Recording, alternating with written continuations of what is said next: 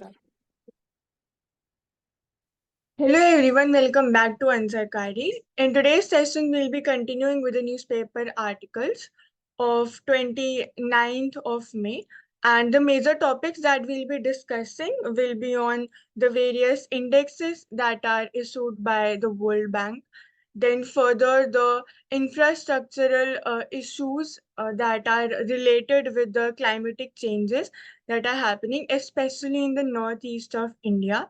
And third most important issue will be regarding the nuclear deals that are going on, or rather the nuclear uses of nuclear weapons that are being posed as threats by several nations under the geopolitical various situations and conditions that are being created. Also, we'll be discussing about the uh, monetary policy and how the government it must actually regulate the prices, the import and export situation with regard to the increase in price, especially of the pulses. So, starting with the first article, ease of doing business 2.0 on the anvil. So this article is mainly regarding the framework that is being created to assess the cost of regulation, जो कि under आता है ease of doing business के अंदर, कि कितना जो country है it is promoting the industries and जो business की जो growth है in that particular country. तो ये majorly Institute of Chartered Accountants of India और Federation of Indian Chambers of Commerce and Industry, Federation of Indian MSMEs, इन सब ने ये कोलैबोरेशन करा है with the Department for Promotion of Industry and Internal Trade, और तब ये फ्रेमवर्क क्रिएट हुआ है जो मेजरली ईज को रेगुलेट करेगा, ईज को इंक्रीज करेगा इन डूइंग द बिजनेस. अगर हम Department of Promotion of Industry and Internal trade की बात करते हैं तो ये मेजरली जो कॉमर्स और इंडस्ट्री की जो मिनिस्ट्री है उसके अंडर आता है. And also it majorly specifies and provides regulations, and also the it allows the businesses to set up. तो kind of जो starting की conditions होती है that are assigned or approved by this particular department. And इसमें हमने जैसे बात की कि ये फ्रेमवर्क कोलैबोरेशन के थ्रू बनाया है इन्होंने, जिसको बोला जा रहा है कॉस्ट ऑफ रेगुलेशन. तो जैसा कि इसके नाम में है, रेगुलेट करने के लिए जो कॉस्ट आ रही है, मतलब कंप्लायंस हो रहा है कि नहीं हो रहा है, रिक्वायरमेंट्स हो रही है कि नहीं हो रही है, या फिर कई बार हम देखते हैं कि हमारी जो चेंजेस होते हैं डिफरेंट डिफरेंट सिस्टम्स में, वो कोऑर्डिनेटेड नहीं होते या अप्रूवल्स नहीं मिलते, ओवर या अंडर रेगुलेशन होता है. तो रेगुलेशन रेगुलेट करने में कितनी कॉस्ट आ रही है उसकी बात हो रही है. Next. Also, when we talk about the index here, कि जो ease of doing business index है ये वर्ल्ड बैंक इशू करता है, एंड 2020 में लास्ट इशू हुआ था, उसके बाद से ये इशू होना बंद हो गया था. एंड तब इंडिया का जो स्पॉट था वो 63rd स्पॉट था 2020 में, जब last World Bank Doing Business report आई थी. Then next article is regarding on road to Viksit Bharat, need for a holistic plan to rein in logistics cost. अब अगेन जब हम लॉजिस्टिक्स कॉस्ट की बात करते हैं तो ये जितने ज्यादा कम होंगे उतना ही बेटर होता है. लॉजिस्टिक कॉस्ट मेनली इंक्लूड जो ट्रांसपोर्ट का जो कॉस्ट होता है of the goods and materials from one place to another, उसमें इंक्लूडेड होता है, उनको बोलते हैं लॉजिस्टिक्स. इसमें भी लॉजिस्टिक परफॉर्मेंस इंडेक्स होता है, ये भी वर्ल्ड बैंक इशू करता है. और जो गवर्नमेंट का एम था, एम है इनफैक्ट, कि 2030 तक इंडिया को टॉप 25 में लाना है रैंकिंग में. करंटली क्या है, करंटली इंडिया का रैंक 38 है आउट ऑफ 139 कंट्रीज, जिनको कि हम लॉजिस्टिक परफॉर्मेंस इंडेक्स में हमने चेक करा है. टॉप कंट्रीज की अगर बात करें तो Singapore, Finland, Denmark, Germany, Netherland, Switzerland, ये सब टॉपर है, and even Canada. These are the major countries. फिर जब हम डेवलपमेंट की बात करते हैं कि इंडिया में जो लॉजिस्टिक्स का कॉस्ट है उसकी रेंज क्या है, तो 7.8% से लेकर 8.9% जो है जीडीपी का कॉस्ट, वो हमारा लॉजिस्टिक्स में जाता है. The logistic cost, it ranges from these percentages 7 to 8 of GDP. कौन सी ईयर की बात हो रही है? 2022 में, फाइनेंशियली 2002। एक मेजर एम की अगर हम बात करते हैं तो इंफ्रास्ट्रक्चर का जो डेवलपमेंट है अराउंड द विलेजेस, वो बहुत ज्यादा इंपॉर्टेंट हो जाता है, क्योंकि जितनी ज्यादा कनेक्टिविटी होएगी विलेजेस की टू द cities etc., उतना ही ज्यादा the connectivity will increase, and even employment majorly it will show an increase. Plus industries का जो डेवलपमेंट है उनको जो सेटअप करना है that will also increase, and जो एम्प्लॉयड या फिर जो डिस्गाइज अनएम्प्लॉयमेंट है एग्रीकल्चर सेक्टर में वो रिड्यूस होएगी, और वही सब जो वर्कफोर्स है then it will shift to the industries that are built here. Second aspect की अगर हम बात करते हैं तो यहाँ पे इंडिया में मेजरली जो प्राइवेट इन्वेस्टमेंट है वो काफी कम है as compare to the public investment. और स्पेसिफिकली अगर हम बात करते हैं तो ये टोटल प्राइवेट इन्वेस्टमेंट्स का ये चार्ट दिखाया जा रहा है यहाँ पे, जो टोटली बजटरी एक्सपेंडिचर है वो कितना है।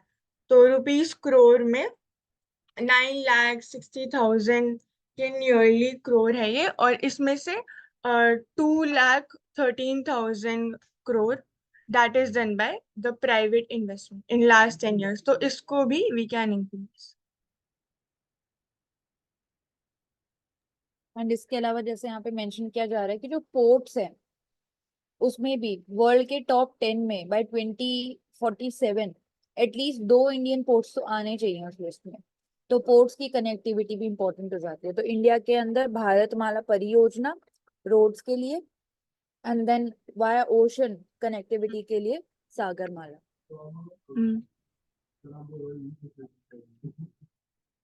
फिर ग्लोबल कैपेसिटी सेंटर्स, तो ये क्या होते हैं? दे आर मेजरली द जो एमएनसीज होती हैं उनके ये ऑफशोर यूनिट्स होते हैं, इनको हम ग्लोबल कैपेसिटी सेंटर्स बोलते हैं। तो नास्कॉम जो है it is related to the commerce services और जो सॉफ्टवेयर का जो डेवलपमेंट होता है, तो नॉन गवर्नमेंटल है ये, जो ये कॉर्पोरेट ऑर्गेनाइजेशन है। एंड इन्हीं में ही one of the leaders and members, one of the upholders of this unit, they mention के इंडिया अभी करंटली लाइक बहुत ज्यादा स्कोप है इंडिया में ग्लोबल कैपेसिटी सेंटर्स का। तो अभी it is home to between 16 to 30 major global capacity centres, और इनके अंडर में ही मोर देन 2,700 सेंटर्स हैं जो कि मल्टीपल सिटीज में स्प्रेड है। फिर जो ट्रेडिशनल फॉर्चून 500 कंपनीज की अगर हम बात करते हैं तो ये टॉप 500 ऐसी यूएस की कंपनीज हैं जिनका कि लाइक इस लिस्ट में मेंशन है। फॉर्चून 500 एक लिस्ट है, एंड इसी में यूएस की जो टॉप कंपनीज होती है उनका नेम मेंशन होता है। फॉर एग्जांपल अमेजोन इसका एक बहुत ही प्रोमिनेंट एंड easiest एग्जाम्पल है। Apart from this Fortune 1000, Fortune 2000 भी लिस्ट होती है। तो यहाँ पे स्कोप की बात हो रही है कि कैसे जो ग्लोबल कैपेसिटी सेंटर्स है उनका इंडिया में बहुत ज्यादा स्कोप है। एंड जैसे अगर हम करंटली साइबर सिक्योरिटी की भी बात करते हैं तो the Iran is also Israel is also trying to establish such centers in India with regarding to cyber security itself, क्योंकि थ्रेट्स बहुत ज्यादा इंक्रीज हो रहे हैं।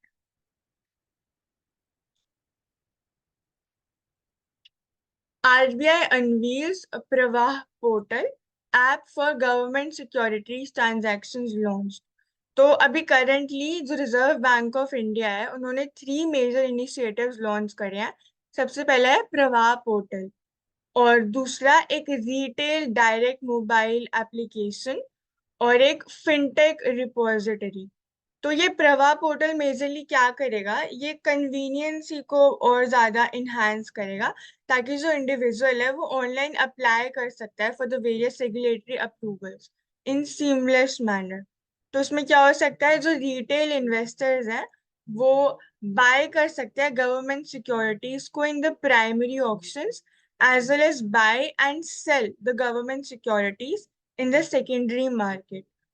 तो इसी में ये इन्हांस करेगा specially in the fintech repository as well to capture the essential information about the country's fintech sector. तो लाइसेंस और रेगुलेटरी अप्रूवल को भी ये इनहांस करेगा। अगेन रेगुलेशन की अगर हम बात करते हैं तो इट्स इम्पोर्टेंस।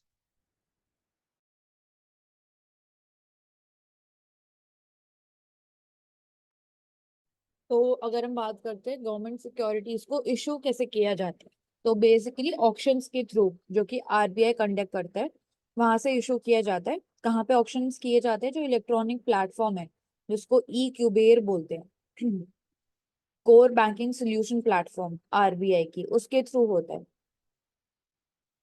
तो ट्रेजरी बिल्स, जिसको शॉर्ट टर्म गवर्नमेंट सिक्योरिटीज बोलते हैं, डेटेड सिक्योरिटीज लॉन्ग टर्म में हो जाती हैं। देन कैश मैनेजमेंट बिल्स, तो डिफरेंट डिफरेंट टाइप्स की होती है, T bill, treasury bill, then cash management bill, government bonds, dated government securities, so different हो जाती है। ट्रेडेबल, ट्रेडेबल होती है government securities. This article is regarding FTAs or the free trade agreements. So trade mean plans steps to prevent straining of resources. तो यहाँ पे major priority की बात हो रही है कि जो गवर्नमेंट है या जो नेगोशिएशन है, जब हम एफटीए साइन करते हैं या एफटीए एग्रीमेंट के नेगोशिएशंस करते हैं, तो उनको फोकस करना चाहिए on the elimination of non tariff barriers. तो non tariff barriers majorly are related to the quota, कि कितनी क्वांटिटी की जो एक लिमिट सेट होती है कि मैक्सिमम क्वांटिटी से ज्यादा हम नहीं जा सकते। देन ऑल्सो स्पेसिफिक गुड्स जिनको हम ऐसा डिक्लेयर कर देता है कि इनका तो ट्रेड होएगा ही नहीं। Then also sanctions are also impose, उसमें फिर पेनल्टीज और रिस्ट्रिक्शंस होती हैं। तो ये सब नॉन टैरिफ बैरियर्स के एग्जाम्पल्स हैं।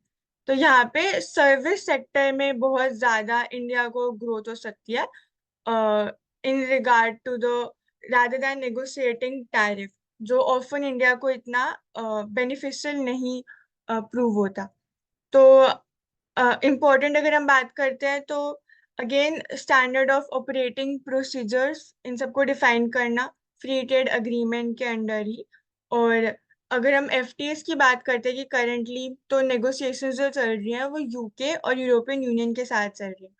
ऑस्ट्रेलिया के साथ it has already been done, जो सेपा होता है, comprehensive and economic partnership agreement, और बाकी आसियन कंट्रीज एक्सेट्रा के साथ। सो नेगोशिएशन स्पेसिफिकली यहाँ पे क्रिटिकल मिनरल्स के साथ भी इसको अटैच करा जा रहा है, कि जो क्रिटिकल मिनरल्स या फिर क्रिटिकल मिनरल बेस्ड एग्रीमेंट्स है उनको साइन करना चाहिए, specially with the mineral rich countries, जो कि फिर सप्लाई चेन के मैनेजमेंट में और ज्यादा हेल्पफुल। तो एफटीएस में हम बोल सकते हैं कि इस तरीके से नेगोशिएशन हमें करना चाहिए कि हमारा नेशनल इंटरेस्ट जो है उसको हम मैक्सिमाइज कर पाए, जैसा कि यहाँ पे दिखाया भी जा रहा है।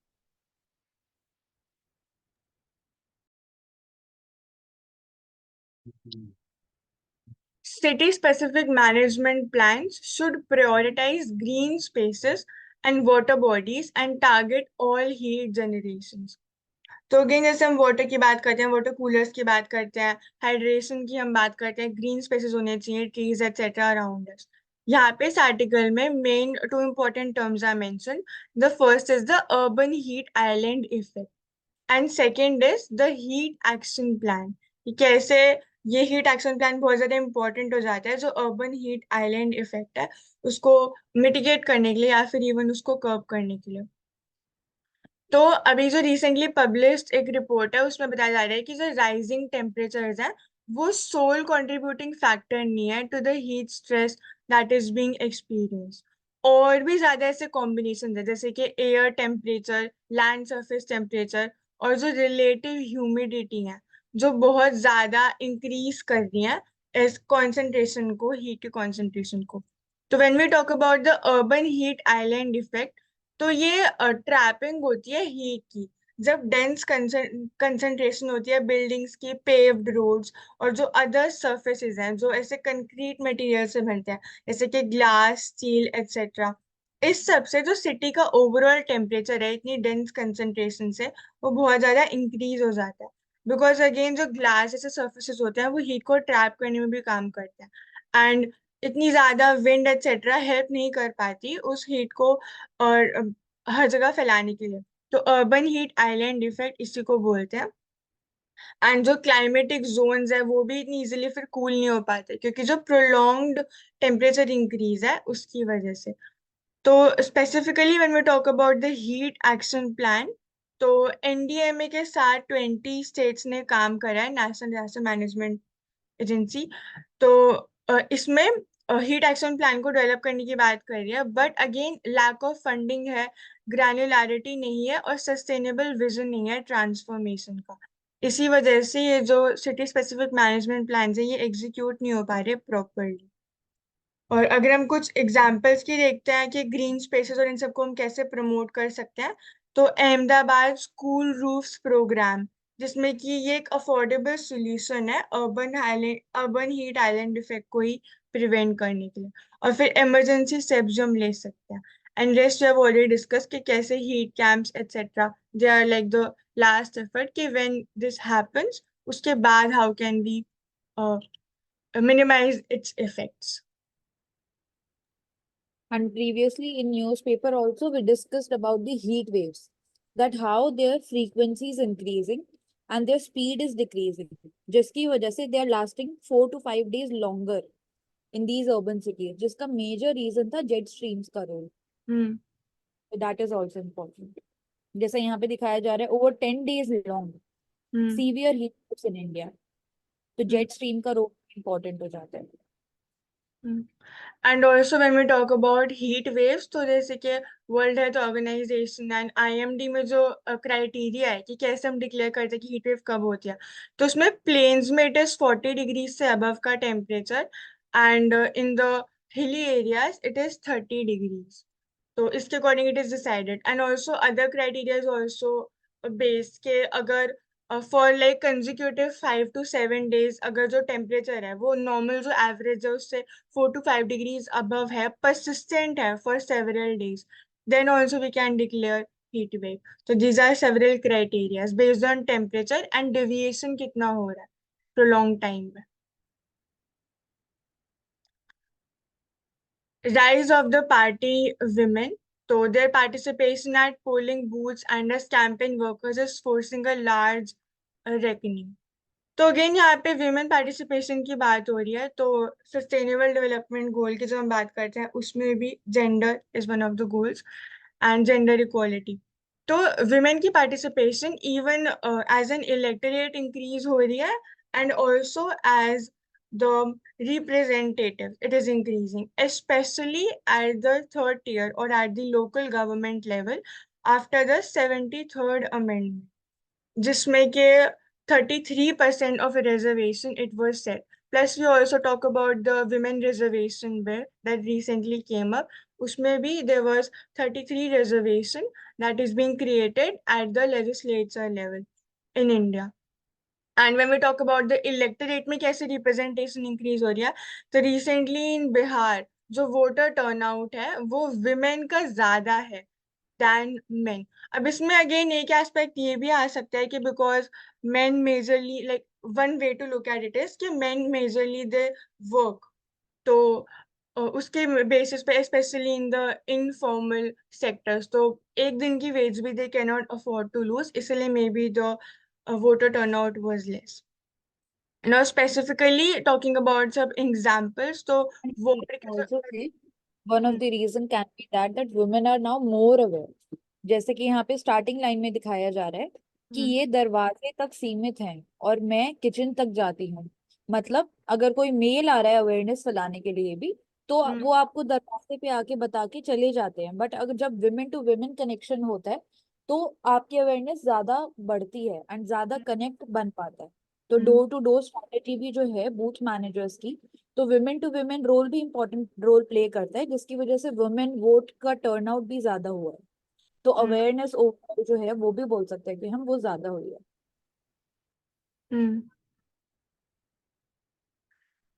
एंड वार्ड अध्यक्ष के लेवल्स पर, फिर बूथ लेवल मैनेजर्स और पंड प्रमुख के लेवल पर, these are the major important levels जहाँ पे द रिप्रेजेंटेशन इज सीन। और फिर मोटर बाइक रैलीज जो जनरली ऑर्गेनाइज होती है बाय विमेन पार्टी वर्कर्स, तो again these are all examples of women empowerment.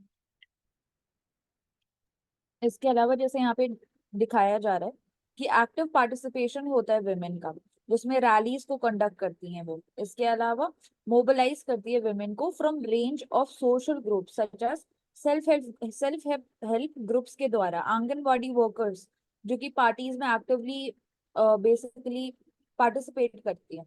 इसके अलावा काउंटलेस इवेंट हम देखते हैं कि जो विमेन पार्टी वर्कर्स हैं वो ऑर्गेनाइज करती है, जिसमें धरने से लेके सेवा अभियान तक हर ड्राइव में वो एक्टिव रोल प्ले करती है।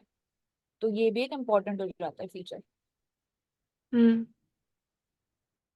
Also, there was a question कि apart from जो मेजर इनिशिएटिव्स है जो गवर्नमेंट ने टेक प्लेस करे हैं फॉर द विमेन एम्पावरमेंट, उनके अलावा क्या ऐसे स्टेप्स हो सकते हैं जो विमेन के पार्टिसिपेशन या फिर उनके एम्पावरमेंट को वो इंक्रीज कर सकते हैं इन द इकोनॉमी?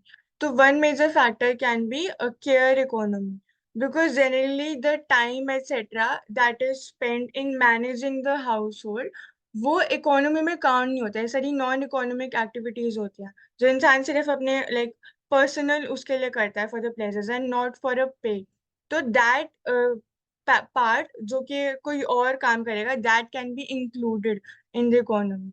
और मेजर ये वुमेन एम्पावरमेंट का एक तरीका हो सकता है when they move out and work with for money. And women empowerment के लिए एक इम्पॉर्टेंट की फीचर हो जाता है कि उनकी जो मॉरल स्ट्रेंथ है वो हाई होनी चाहिए, जिसके लिए हम बोल सकते हैं कि स्ट्रॉन्ग फीमेल आइडल्स का होना काफी ज्यादा जरूरी है। जो कि टीनेजर्स, जैसे हमने देखा था कि सिगरेट का हम्म। कंजम्पशन है वो गर्ल्स में टू फोल्ड हो गया है। तो हम हम्म। देख सकते हैं कि टेलीविजन पे कैसे दिखाया जा रहा है वेमेन को, या फिर हम्म। दूसरे एस्पेक्ट्स में क्या हमारे पास उतनी स्ट्रॉन्ग फीमेल आइडल्स हैं जिसको आप लुक अप टू कर सकते हैं and आगे डिसीजंस ले सकते हैं। तो वो भी जरूरी हो जाते हैं सोसाइटी के अंदर ओवरऑल मॉरल स्ट्रेंथ जो है विमेन की उसको बढ़ाने के लिए। हम्म।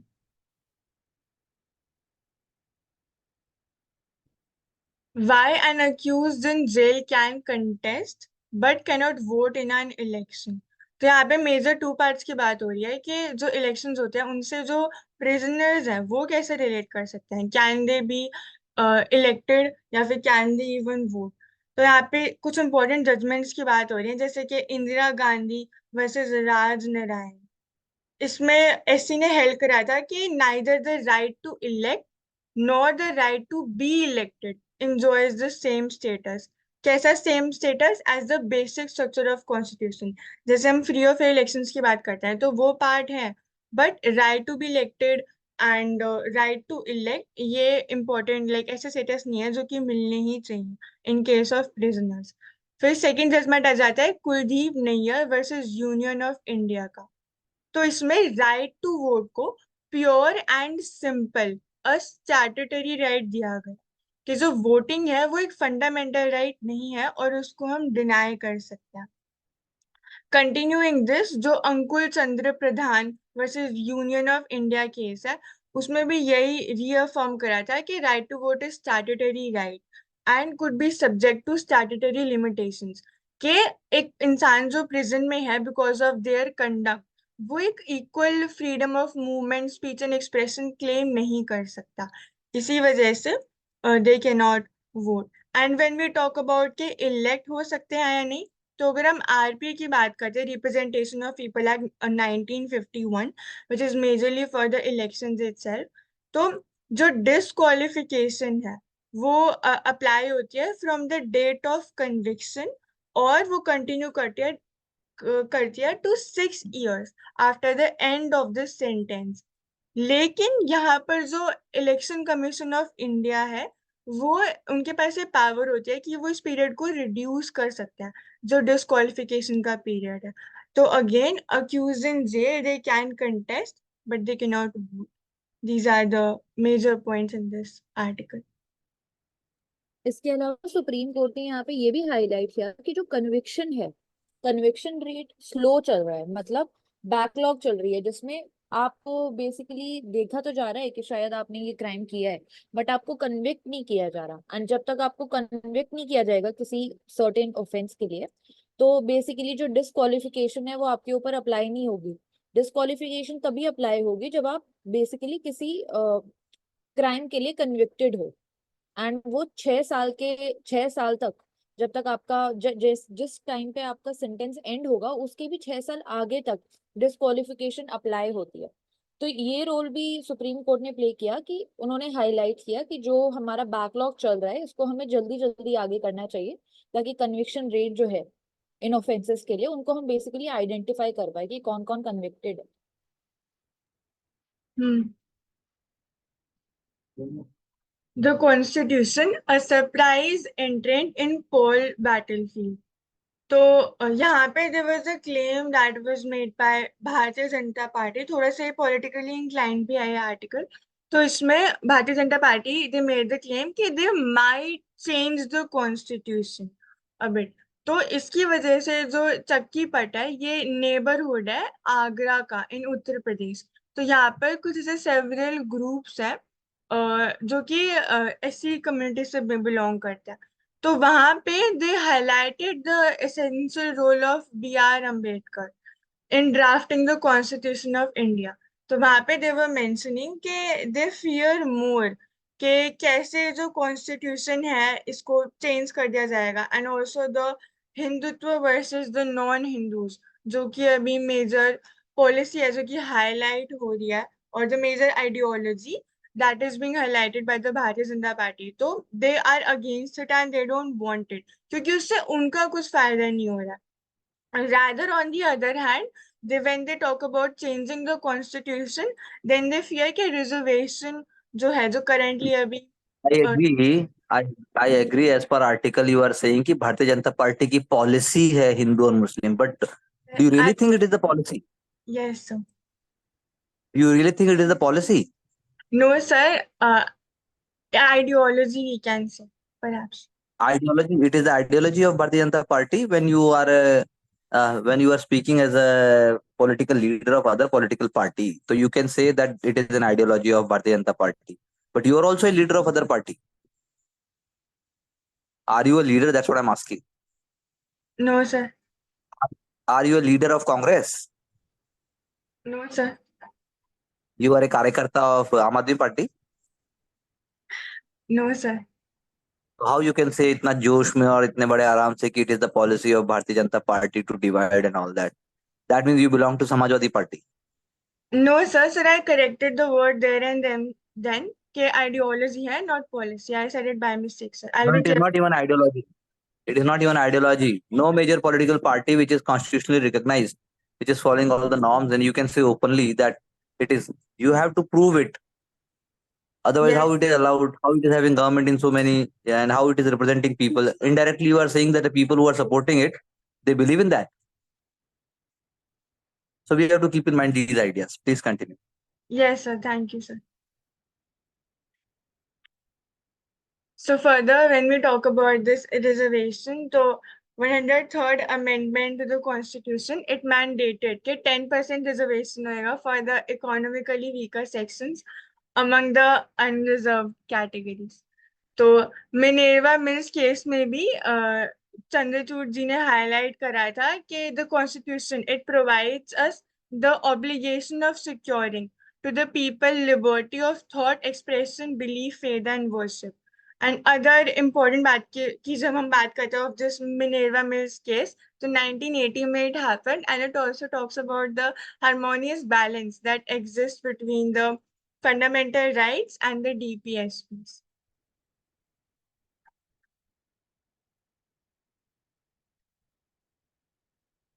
You can add Karunali anything.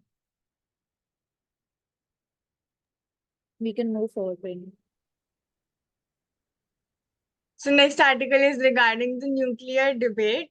So since majorly Russia is threatening to use nuclear weapons, so there is um, a condition of assertiveness, China's assertiveness और जो fear of American isolationism है, ये सब create हो रहा है, and there are like two sides or poles that are being created specifically, जिसमें एक side पर there is Russia which is supported by China, and on the other side we have US and France, US and Europe which is being led by France. तो यहाँ पर there is major this challenge of nuclear debate जो कि अभी currently हो रही है कि how can we control, inhibit and even prevent the use of nuclear weapons, जो कि करंटली रशिया थ्रेटन कर रहा है टू यूज देम। इसके मेजर इम्प्लीकेशंस क्या क्या होंगे, that if Russia uses it, then obviously the other countries like Iran, etc., they will also get this spark of using nuclear weapons. So usko we have to prevent. Further, when we talk about India का जो take है with regard to Pakistan and जो China है उसमें जो nuclear weapons में है increase जो हो रहा है, तो उसके regarding before that we can talk about का इंडिया का जो न्यूक्लियर स्टांस है, जो न्यूक्लियर डॉक्ट्रिन है, वो किस बारे में बात करती है। तो वो मेजर इन पॉइंट्स को हाईलाइट करती है कि सबसे पहला कि जो क्रेडिबल मिनिमम डेटरेंस है वो मेंटेन करना है, यानी कि कम से कम न्यूक्लियर वेपन्स मेंटेन करना है, क्योंकि उनको मेंटेन करने के लिए भी a lot of infrastructure and amount is needed. Second most important is no first use policy, कि कभी भी India will not be the first one to use nuclear weapons, it will only retaliate by their use. Then when we talk about Rawalpindi, तो ये एक space है nuclear Arsenal का, तो it is in Pakistan का जो पंजाब का रीजन है उसमें। एंड यहाँ पे न्यूक्लियर वेपन्स का एक प्रोग्राम और एक डेफिनेट एज क्रिएट करने की बात हो रही है, जो कि ऑलरेडी प्रमोट हो रही है with regard to India in terms of size और जो सोफिस्टिकेशन है।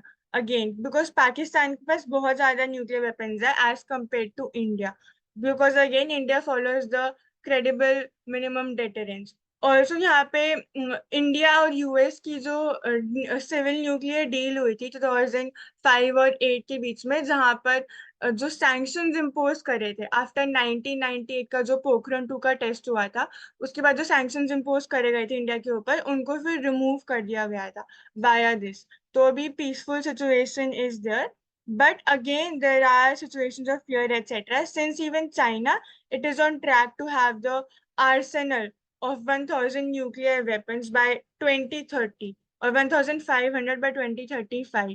तो यहाँ पे इनका जो नंबर है बहुत ज्यादा इंक्रीज हो रहा है in the major neighbouring countries of India. इनके relations are not that good even with regard to the historical instances that have took place.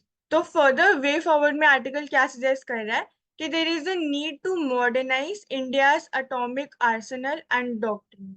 तो ये जो अपकमिंग गवर्नमेंट है उनका ये one of the major target होना चाहिए।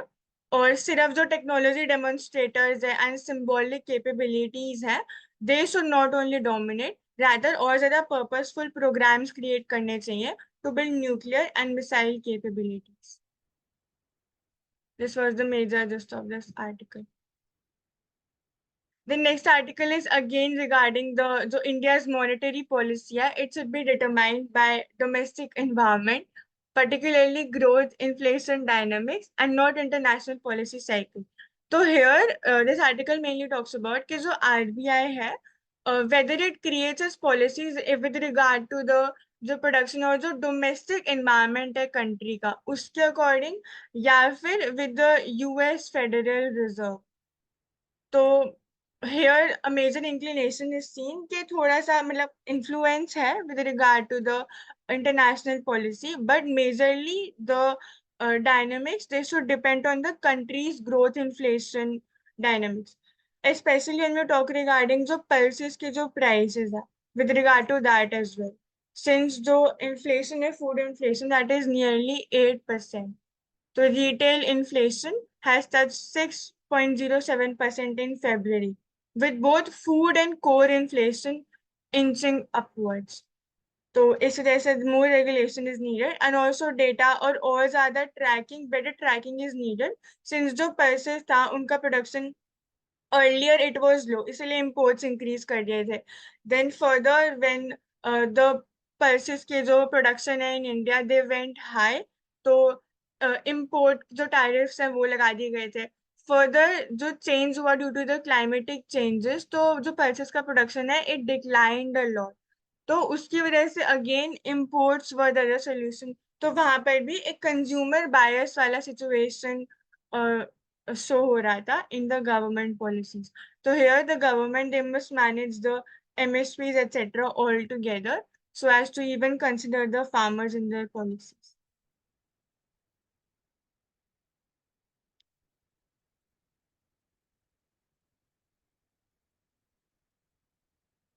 फिर a pair of LOS monkeys at the Indira Gandhi Zoological Park in Visakhapatnam. So important park, Indira Gandhi Zoological Park, we can remember.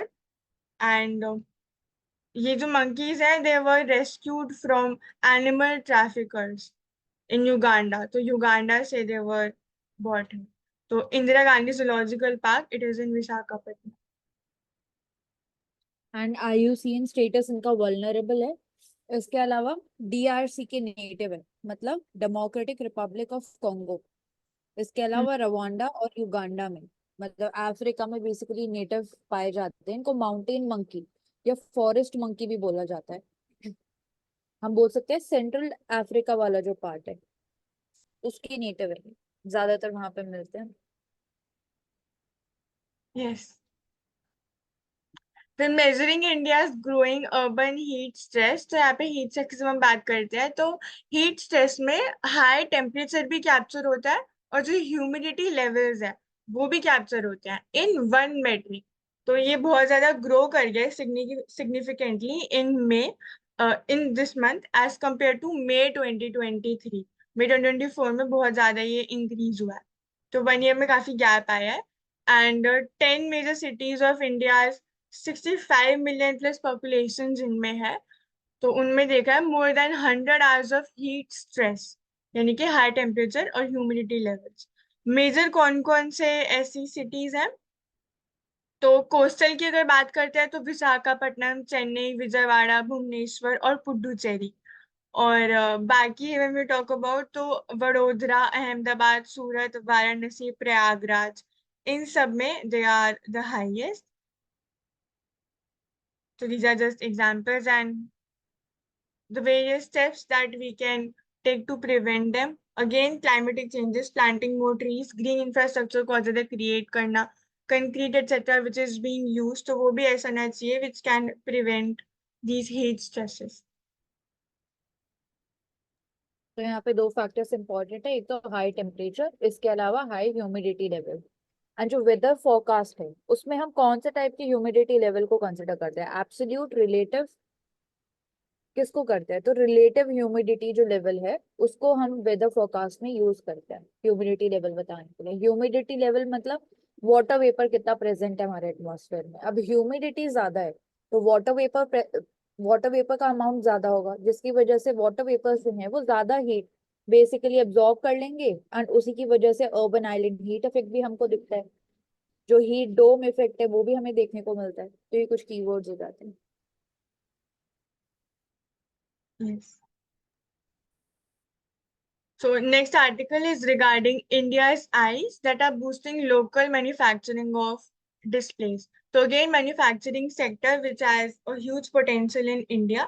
तो यहाँ पे हम बात कर रहे हैं स्पेसिफिकली जो डिस्प्लेज है या फिर जो डिस्प्ले फैब्स हैं या फिर इवन जो सेमीकंडक्टर के जो फैब्स होते हैं फैब्रिकेशंस, उनके लिए कि कैसे उनका जो प्रोडक्शन है specially in local manufacturing it can increase, और ट्रांसफर ऑफ टेक्नोलॉजी एटसेट्रा के यूज से भी we can increase this scale of local display manufacturing. तो एलईडी की जब हम बात करते हैं, light emitting diode, LCD, liquid crystal display, these are all the major examples of display fabs. और India accounts for 7% of this global display revenue as the third largest consumer market. We can continue in next session.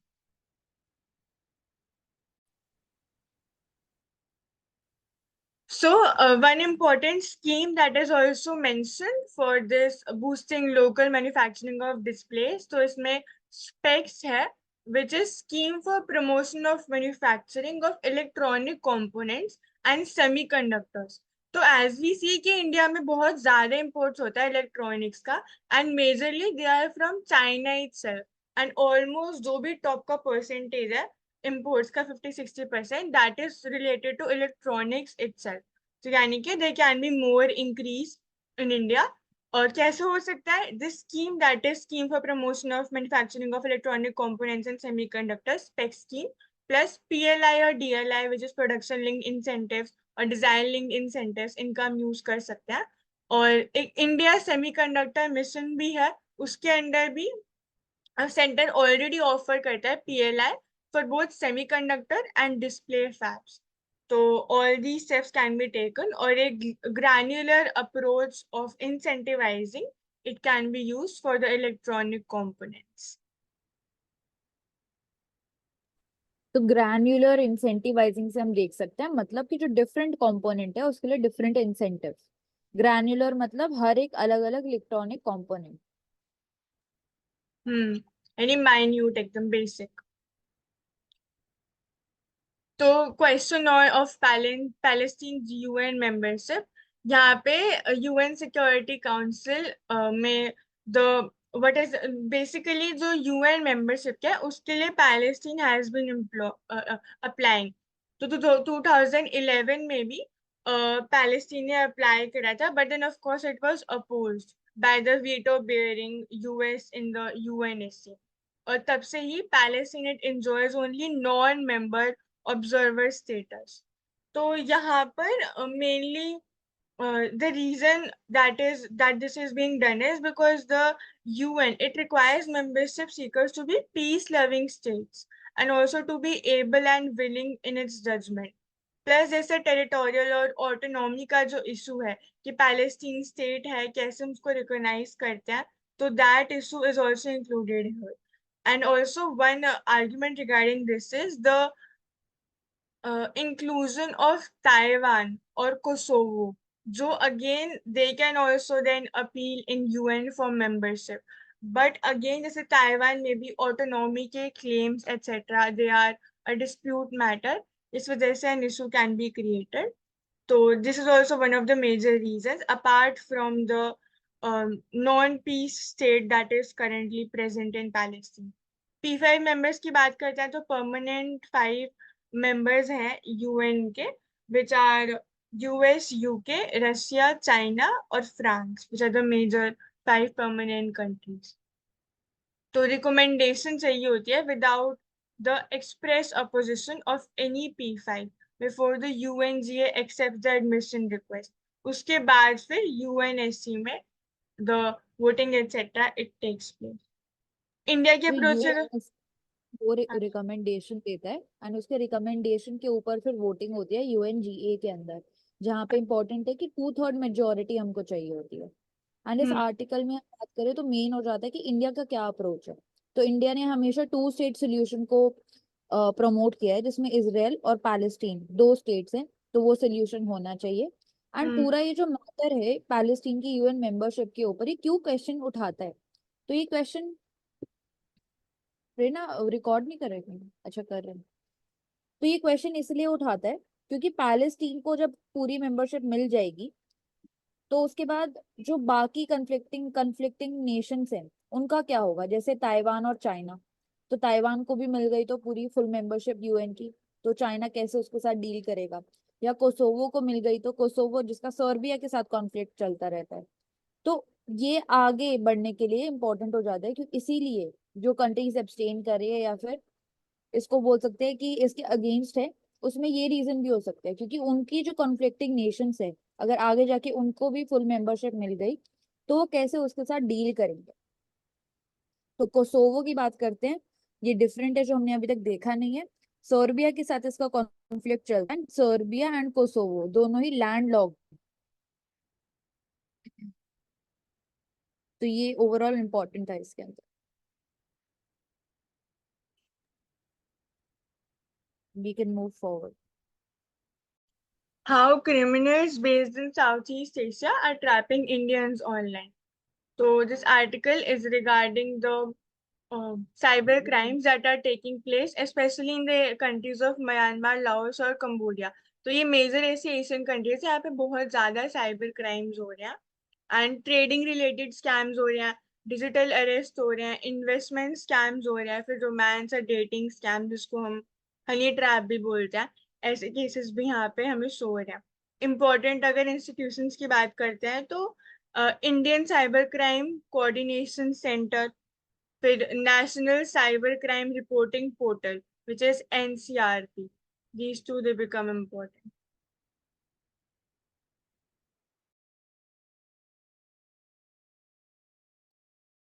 Further अगर data की बात करते हैं तो इसके अलावा देखा जा रहा है जैसे डिजिटल अरेस्ट की यहाँ पे बात हो रही है कि जो पोटेंशियल विक्टिम है उनको कॉल आता है एंड जो कॉलर है वो उनको बताते हैं कि जो विक्टिम है उनको बेसिकली एक रिसीट देते हैं कि इलीगल गुड्स आपके पास से मिले हैं। तो डिजिटल अरेस्ट वाले केसेस काफी ज्यादा होते हैं जिसमें हम देखते हैं कि जो कस्टमर होता है या फिर नॉर्मल सिटीजन होता है वो घबरा जाता है क्योंकि वो सोचता है कि उसको बचना है इस पूरे सिस्टम से। इसके अलावा ट्रेडिंग जैसे स्कैम्स होती है जिसमें व्हाट्सएप और टेलीग्राम को यूज किया जाता है। एंड इम्पोर्टेंट यहाँ पे क्या हो जाता है, ये जो एप्स हैं, ये जो मार्केट रेगुलेटर्स हैं, ये बेसिकली बोल सकते हैं ये एप्स रजिस्टर्ड ही नहीं है सेबी के साथ, जिस वजह से हम बोल सकते हैं कि निग्लेक्ट होता है एंड साइबर क्रिमिनल्स को अपॉर्चुनिटी मिल जाती है कि वो एक्सप्लॉइट कर पाते हैं इसको। Then prepaid merchant participation, romance और डेटिंग स्कैम्स होते हैं ऑनलाइन वेबसाइट्स पे। ऑनलाइन डेटिंग वेबसाइट्स पे इम्पोस्टर की तरह विमेन की कोई प्रोफाइल बनाई जाती है जहां से फिर मनी लॉन्ड्रिंग के केसेस भी रिलेटेड होते हैं। वाई साउथ ईस्ट एशिया की यहाँ पे बात करें तो 3 कंट्री है यहाँ पे। उन तीनों तीनों से ही मेजर इशू क्रिएट हो रहा है साउथ ईस्ट एशिया के अंदर, म्यांमार, लाओस और कंबोडिया। एंड देखा भी जा रहा है कि 7.4 लाख कंप्लेंट्स यहीं से ही आ रही हैं। एंड जितना मनी बेसिकली हमारा लॉस में जा चुका है, जो एक्सप्लॉइट हो चुका है, उसमें 1,000 करोड़ रुपए से भी ज्यादा है जो कि इन 3 कंट्रीज में ही ओरिजिनेट हो रहा है। सो ये पूरा आर्टिकल हमें दिखाता है डिफरेंट टाइप ऑफ स्कैम्स जो अभी चल रहे हैं। और कंटिन्यू प्रेरणा की वाई साउथ ईस्ट एशिया में क्यों हो रहा है एंड हम कैसे इसके साथ डील कर सकते अगेन स्पेसिफिक डेटा में ही कि 46% ऐसे जो फ्रॉड्स हैं वो रिपोर्ट हुए हैं इस पीरियड में। और अगेन 1776 करोड़, ये एग्जैक्ट डेटा जो इन्हीं 3 कंट्रीज में ये ओरिजिनेट हुआ। तो दिस बिकम्स इम्पोर्टेंट। फिर जो National Cyber Crime Reporting Portal है वहां पर it can like increase, but again यहाँ पे फिर वापस उनको रिट्रीव करना they it becomes very tough, because जिस अकाउंट में ट्रांसफर होता है वहां से भी फिर बहुत ही इजीली, जैसे अभी recently we read in an article के बहुत ही शॉर्ट टाइम में भी वो आगे फर्दर अकाउंट्स में ट्रांसफर हो सकता है मनी। तो उसको रिट्रीव करना it becomes next to impossible. But all we can do is we can arrest the ones that are committing this by coordinating with the intergovernmental police organization or even the countries directly, ताकि ये सब prevent हो सके।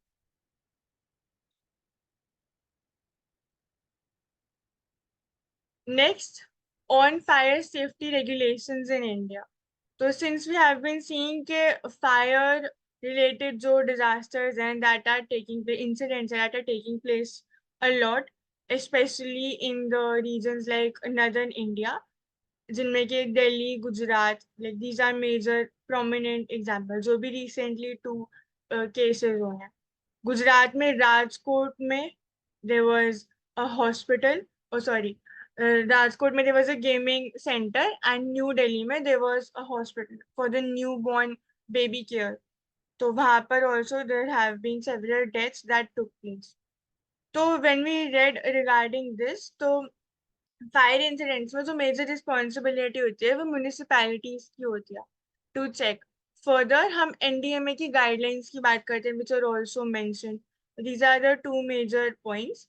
And third we also read a data कि जो fire station है that are 40% of जितने होने चाहिए। तो ये फिक्की की एक रिपोर्ट थी FICCI which issued this report. Further in this article when we read about the important points, तो NOC की हम सबसे पहले बात करते हैं कि जो NOC नो ऑब्जेक्शन सर्टिफिकेट होता है उसमें जो अथॉरिटीज होते हैं लाइक करप्शन के भी केसेस होते हैं और प्रॉपर चेक्स नहीं करते कि एक्चुअली जाकर वहाँ पे inspection etcetera and still no objection certificates are given. Another issue is कि नो ऑब्जेक्शन सर्टिफिकेट्स होते ही नहीं है। For example in this case also there was no objection certificates but was not with the gaming center that was there.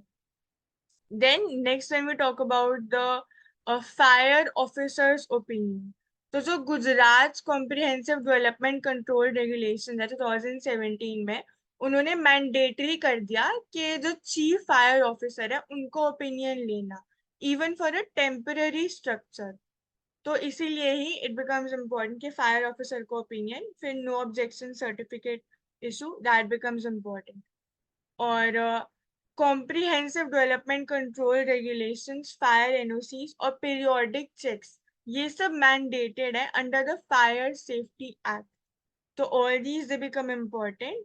और अगर हम NCRB की बात करते हैं तो 241 फायर्स थी कमर्शियल बिल्डिंग्स में एंड 42 थी गवर्नमेंट बिल्डिंग्स में 2022, जिसमें के 2057 लोगों की डेथ हुई थी। तो इसी वजह से all these points become important. And when we talk about the infrastructure कि उसमें हम क्या चेंजेस ला सकते हैं, तो अगेन ओपन स्पेसेस होनी चाहिए, ज्यादा क्लोज स्पेसेस नहीं होनी चाहिए, जैसे कि अर्बनाइजेशन में हम देख भी रहे हैं, we read in an article recently. Windows होनी चाहिए, huge windows should be there, proper ventilation होना चाहिए, एयर लाइट, ताकि इजी एस्केप हो सके। जो स्टेयर्स होनी चाहिए they must also be present as an alternative to lift, सिर्फ लिफ्ट नहीं होनी चाहिए। And also multiple exits they should be there. And apart from them जो हम अपने लेवल पे कर सकते हैं at the institutional level, we can also conduct mock drills of such instances. So that was and all. यहाँ पे important हो जाता है मॉडल बिल्डिंग बाय लॉज 2016, जो कि नेसेसरी फायर प्रोटेक्शन के बारे में हमें गाइडलाइंस देता है कॉम्प्रिहेंसिवली, एंड बोलता है कि जो स्टेट गवर्नमेंट है that will bear the responsibility for it. तो यहाँ पे Hmm. दो टाइप की बिल्डिंग की बात हो रही है, एक तो असेंबली बिल्डिंग और एक इंस्टीट्यूशनल बिल्डिंग। असेंबली बिल्डिंग मतलब जहाँ पे 50 से ज्यादा लोग गैदर हो रहे हैं अम्यूजमेंट के लिए, रिलीजियस चीजों के लिए, थिएटर के लिए, किसी भी चीज के लिए, 50 से ज्यादा गैदर हो रहे हैं। इसके अलावा हम बोल सकते हैं कि असेंबली, इसके अलावा इंस्टीट्यूशनल बिल्डिंग जिसमें हॉस्पिटल आ जाता है, इंडस्ट्री आ जाती है, बिजनेसेस आ जाते हैं। तो उनके लिए कैसे पूरा हम बोल सकते हैं कि कौन हमारा रिस्पॉन्सिबिलिटी को बियर करेगा, एंड पूरा जो इंफ्रास्ट्रक्चर है वो कैसा होना चाहिए। तो इम्पोर्टेंट हो जाते हैं bylaws, model building bylaws 2016। Yes.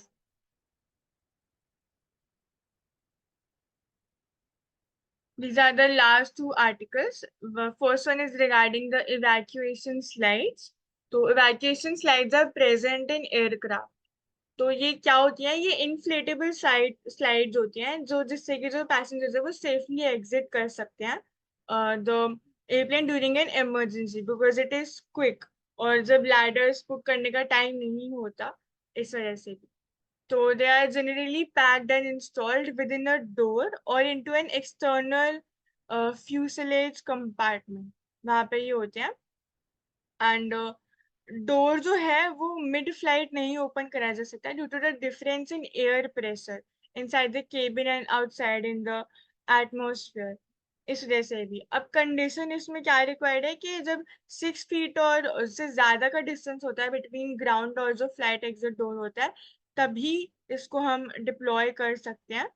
और स्ट्रॉन्ग फाइबर्स यूज होते हैं इनको बिल्ड करने के लिए, ताकि ये फट ना जाए जब पैसेंजर इनको यूज करे। तो this is mainly regarding the evacuation slide. And important यहाँ पे हो जाता है कि कार्बन फाइबर को यूज किया जा रहा है और नायलॉन मटेरियल को। कैसे इन्फ्लेट होता है, हाई प्रेशर कार्बन डाइऑक्साइड और जो नाइट्रोजन गैस है वो इसके अंदर भरी जाती है, जिसकी वजह से इन्फ्लेट होता है। इसके अलावा कार्बन फाइबर यूज किया जा रहा है तो स्ट्रॉन्ग होता है, मतलब एक्सट्रीम कोल्ड टेम्परेचर और एक्सट्रीम हॉट टेम्परेचर, जैसे -40 डिग्री सेल्सियस या as hot as 71 degree Celsius, उसको भी विद हैंड कर सकता है ये। तो उसमें भी प्रॉपरली डिप्लॉय कर सकते हैं हम।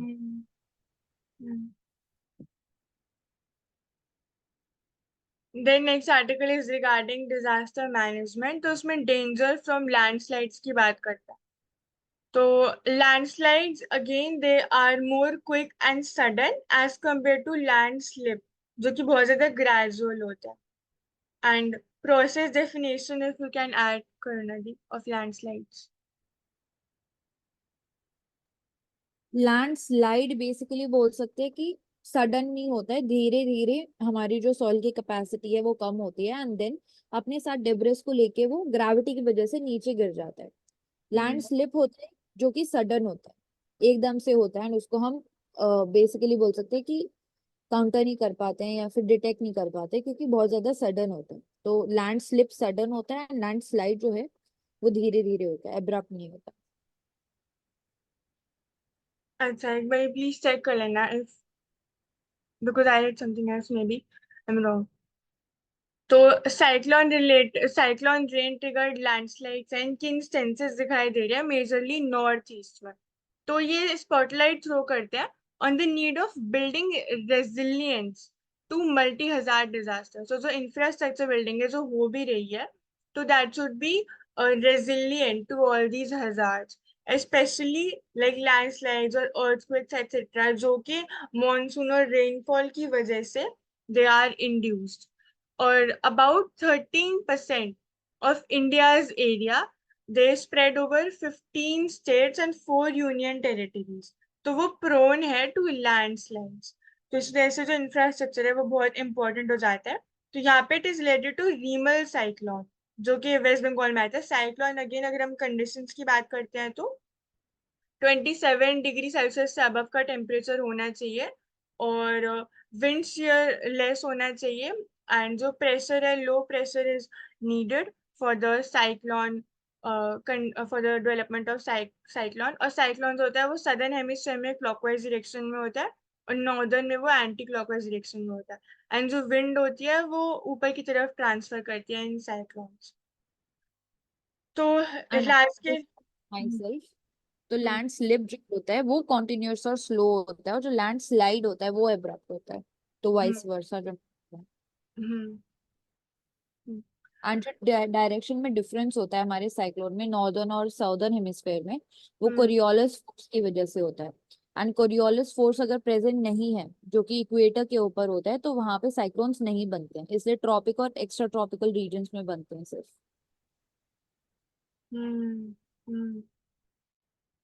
गुड। एंड इस आर्टिकल में एक मेजर फीचर ये है कि कैसे एक क्लैमिटी जो है वो दूसरे क्लैमिटी से रिलेटेड है। जैसे साइक्लोन पहले आया तो उसकी वजह से सॉइल की होल्डिंग कैपेसिटी कम हुई जिसकी वजह से लैंडस्लाइड्स भी ट्रिगर हो गई। तो हमने पहले भी देखा था कि हर टाइप के क्लैमिटी को हम डिटेक्ट नहीं कर पाते हैं पहले, जिसमें जापान का केस था जिसमें अर्थक्वेक से सफर करता है, तो वो भी टेक्नोलॉजिकली इतना ज्यादा एडवांस्ड है बट तब भी वो सारे अर्थक्वेक्स को डिटेक्ट नहीं कर पाता है या प्रिडिक्ट नहीं कर पाता है पहले। तो एनडीएमए का इंपॉर्टेंट रोल आ जाता है, एनडीआरएफ। इसके अलावा लैंडस्लाइड रिस्क मैपिंग होती है इंडिया के अंदर जिसके वाया हम वल्नरेबल एरियाज को कंसिडर करते हैं। इसके अलावा जो हमारे साइंटिफिक इंस्टीट्यूशंस है जिसमें आईआईटीज का इंपॉर्टेंट रोल हो जाता है, वो भी बहुत सारे बोल सकते हैं आईओटी डिवाइसेस को यूज करके ताकि हम डिटेक्ट कर पाए एंड अर्ली वार्निंग सिस्टम बना पाए रीजनल बेसिस पे भी। तो वो एक्टिवली काम करते हैं, जैसे कि सिक्किम और उत्तराखंड में भी आईआईटी रुड़की और सीबीआरआई ये एक्टिवली कोलैबोरेशन में काम कर रहे हैं। इसके अलावा मैपिंग के लिए लैंडस्लाइड प्रोन एरियाज के लिए GSI, Geological Survey of India, India and also ISRO जो कि सैटेलाइट डेटा यूज करके मैपिंग करता है इंडिया की। एंड इसमें प्रोसेस में फिर mainly we can talk about this itself कि पहले अर्ली वार्निंग सिस्टम जो है उनको डेवलप करना बिकम्स इम्पोर्टेंट। बट अगेन जैसे अभी आपने ऐड करा कि we can not detect all of this, Japan के केस में भी हुआ था। तो then we should move towards the other alternative which is building such sustainable infrastructure. Because हम इसको रोक नहीं सकते इंफ्रास्ट्रक्चर क्रिएशन को, इकोनॉमिक एक्टिविटी तो बूस्ट होएगी ही, बट इसको रेगुलेट करना सस्टेनेबल वे में ताकि कैरिंग कैपेसिटी को एक्सीड ना करें, इट बिकम्स इम्पोर्टेंट। और फिर इसमें जोनिंग रेगुलेशंस की हम बात कर सकते हैं ताकि इनको स्ट्रिक्टली हम इम्प्लीमेंट करें।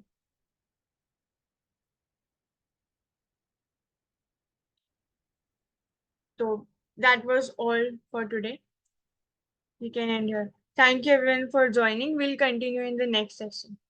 Thank you. थैंक